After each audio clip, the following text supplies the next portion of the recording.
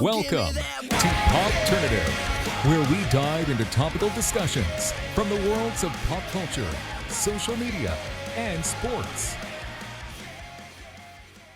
Hi, Helen. Hi, Sarah. So nice to see you. Nice to see you too. I'm so excited to be talking to you. What are you feeling now that it's finally coming out after all this talk and anticipation about Tiny Beautiful Things? Yeah, I'm really excited. I feel so lucky to be a part of this.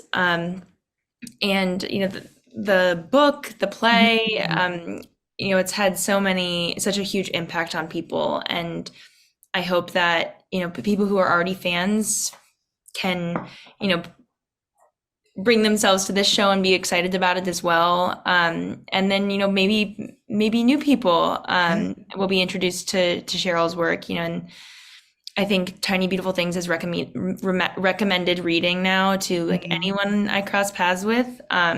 So I just think it's such an important read. Cheryl is so incredible, and she's made such an impact on the world. So I hope that people it resonates with Yeah. people. Were you aware had you read her columns or the books before getting onto this series? I had seen Wild in theaters, so I was familiar with Cheryl's work. And it wasn't until this audition process really started that I was able to recognize the impact that Tiny Beautiful Things has had on readers. And I so enjoyed meeting her and getting to know her, and feel really lucky that they trusted me to portray elements of her life. Yeah, I was going to ask you because, you're playing somebody based on a couple of things, right? It's based on elements of her own life. And then you're also playing Kathryn Hahn's character, younger. So what was the conversation like with Cheryl about that as well? Yeah.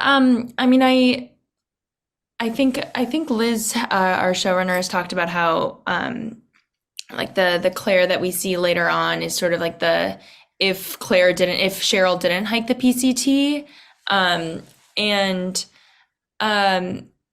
I think what was important to us was finding that through line that made sense of, who's this person in her 20s and how does she become this mother, at 49 and at this place in her life. And I think that we were able to find, it's Tiny Beautiful Things Cheryl's writing is very evocative, and it feels very universal. You can really see yourself, and feel that you're reflected in these words and these letters. And I think that sort of the feeling that you get when you're reading it was something that we were sort of trying to cultivate, like this sort of open heart that it's not necessarily pretty. And I think Kathryn and I, through our conversations, just had to trust that if we individually brought that of ourselves to the project, that there would inevitably be a connection. And Kathryn assured me that whatever the heart that beats within me is the same heart that beats within Kathryn, because it is Claire's heart. And I think that, and I hope that we were really able to, that it makes sense. Yeah, I really see the two of you. I mean, I was also going to ask you very quickly, like, did you guys practice like mannerisms too? Because I noticed like the way you guys sit on the computer, on the laptops, like, or just sitting down reading, like very similar mannerisms. Do you guys practice that at all, or did that just come naturally?